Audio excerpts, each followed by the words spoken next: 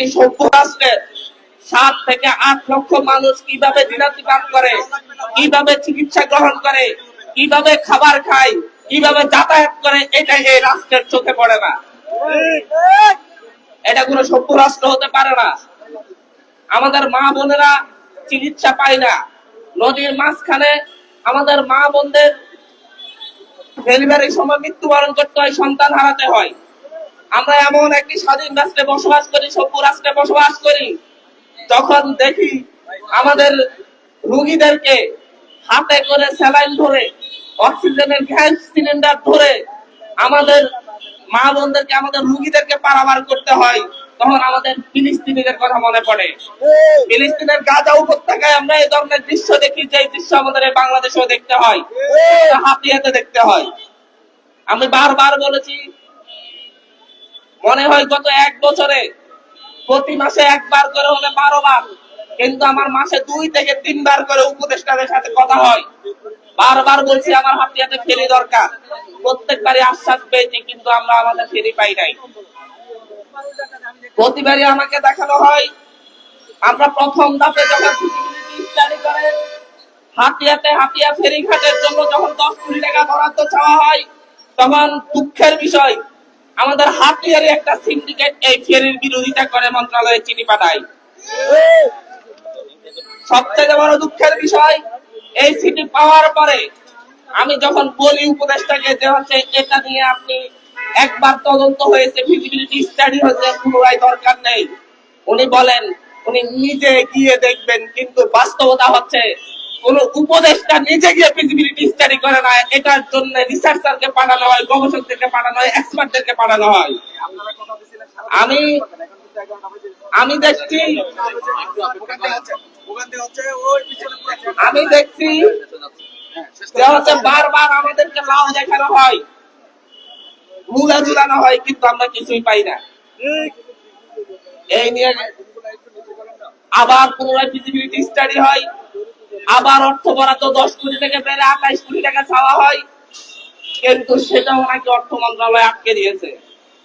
গত বছর অক্টোবরে যখন আমি সাক্ষাৎ করি, আমি বলেছিলাম যদি আমাদের হাতিয়ার মানুষকে ফেরি না দেওয়া হয়, হাতিয়ার 7 লক্ষ মানুষ নিজেরা গড় সাদা তুলে হাতিয়ার ফেরিঘাট করবে ইনশাআল্লাহ। তবে সেটা লুকিয়ে লুকিয়ে করবে না, আপনাদের সচিবালয়ের সামনে বসে বসে করবে। যে রাষ্ট্র তার 7 থেকে 8 লক্ষ মানুষের নিরাপত্তা দিতে ব্যর্থ, যাতায়াত ব্যবস্থা দিতে ব্যর্থ, তাই এর জন্য মাত্র 10 কোটি টাকার অর্থ বরাদ্দ দিতে ব্যর্থ, সুতরাং আমরা এই কাজ করবো ইনশাআল্লাহ। কিন্তু তাদের গায়ে লাগে না।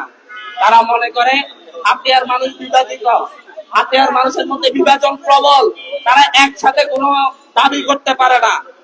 কিন্তু আজকে আমরা এখানে দাঁড়িয়ে প্রমাণ করছি হাতিয়ার মানুষের মধ্যে হাতিয়ার সাথে কোনো বিভাজন নেই। রাজনৈতিক মতের পার্থক্য থাকতে পারে আমাদের মধ্যে, কিন্তু হাতিয়াতে ফেরি চাই, হাতিয়াতে হসপিটাল চাই, হাতিয়াতে নদী ভাঙ্গন চাই, রাস্তাঘাট চাই। এই দাবিতে রাজনৈতিক মত পার্থক্য থাকলেও আমাদের মধ্যে কোনো বিভেদ নেই, আমরা সবাই ঐক্যবদ্ধ। আমরা আজকে জাস্ট এখানে দাঁড়িয়েছি একটি বার্তা দিতে। এই বার্তা আমরা ঐক্যবদ্ধ ভাবে ঢাকা শহরে নামতে পারি, আমরা চাইলে আরো ব্যাপক হারে নামতে পারি, আপনারা আমাদেরকে বাধ্য করেন না।